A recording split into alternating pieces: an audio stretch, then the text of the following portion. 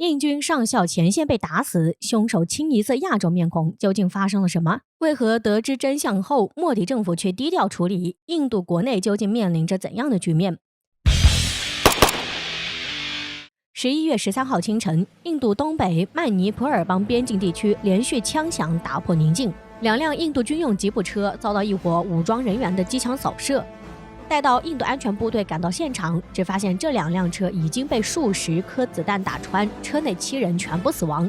其中包括了印度第46阿萨姆步枪营指挥官维普拉夫·特里帕蒂上校，以及他的妻子与9岁的儿子，还有4名随行的士兵。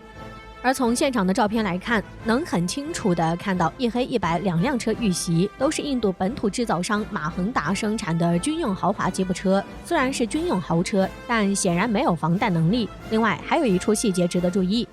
黑色的这辆车不仅在车窗处贴上部队标旗，车前盖还清楚地放置了一块标写着指挥官的指示牌，很显然是生怕别人不知道他的军官身份。事发地点靠近印度与缅甸的边境，此处本是印军的前线，而印度上校在前线巡视时，也为自己的过于招摇付出了代价，并且连累了自己的妻儿与士兵。根据印度媒体的报道，此次袭击事件也是自2015年以来，印军在曼尼普尔邦损失最惨重的一次。那么又是谁制造了此次袭击事件呢？在事发后不久，曼尼普尔邦的曼尼普尔革命人民阵线和曼尼普尔纳加人民阵线便联合宣布对这一袭击负责，并且他们还将袭击者的照片高调发布到网上。从照片中我们可以看到20多号武装人员穿着如同正规军队的迷彩军装，举着突击步枪，而且他们还都是清一色的亚洲面孔。发生上校被机枪扫死，袭击者高调示威的事件，想必印度政府面子上必然挂不住。既然印度一直以强国自居，在任何强国发生类似的事件，该国政府都不会心慈手软。像此前俄罗斯一名军官在叙利亚被武装组织炸死后，俄军出动战斗机对武装组织根据地进行地毯式轰炸，为军官报仇。那么印度政府此次又是怎么做的呢？首先是阿萨姆步枪营发布公告，宣布事件发生的地点距离印缅边境不远，并且处在军营控制范围内。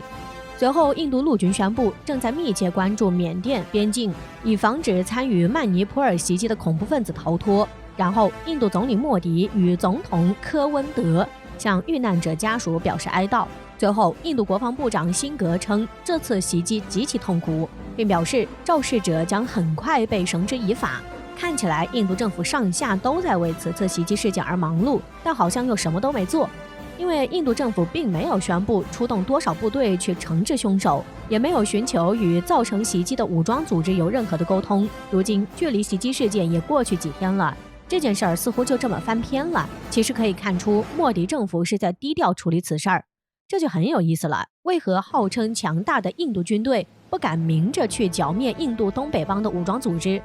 在去年中印边境矛盾集中爆发的时候，印度军官就喊出要让印度军队做好打2.5线战争的准备，而2线是指中国与巴基斯坦，这0.5线就是指印度国内的各种武装组织。换句话说，印度军方在提防中巴同时，还得时刻提防着国内造反。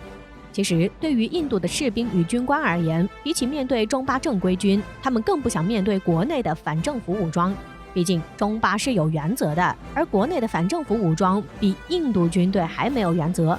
了解印度国内政治的话，就清楚，尽管莫迪上台后极力去塑造一种大印度的景象，但印度国内的反政府武装依旧可以用泛滥来形容。据获悉，在印度近30个邦中，就有14个邦盘踞着20多个规模不等的反政府武装。几乎每年，这些反政府武装都会对印度军队进行各种恐怖袭击，也是现阶段造成印军伤亡最多的原因。而印度要对付这些武装就困难了。一方面，印度的中央政府对这些地区管控松散，武装组织在当地就很有威望，甚至很多组织的首领本身就是当地部族的族长，与当地政府的关系纠缠不清，一旦动武会遇到很大的阻力。另一方面，莫迪已经把大印度的旗号打出来了，如果因为东北民族问题逼着政府出兵，就像是告诉印度人，莫迪执政这么多年依旧没能解决印度民族问题，这显然不利于莫迪政府形象的塑造。但是印度政府当鸵鸟装看不见，并不代表问题不存在。可以想象，这些问题一旦积压，总有一天会爆雷。这一天到来时，印度又将经历怎样的巨变，没人能预料。而这恐怕才是当前印度面临的最大危机。